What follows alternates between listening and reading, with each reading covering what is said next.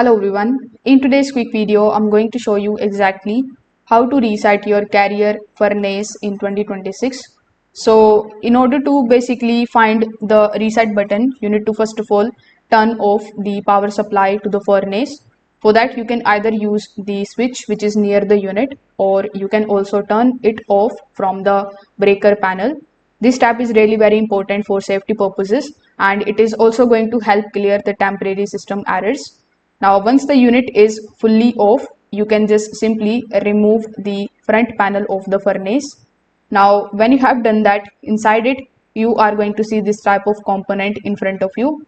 So here you need to look for the reset button, which is often located near the blower motor or control board.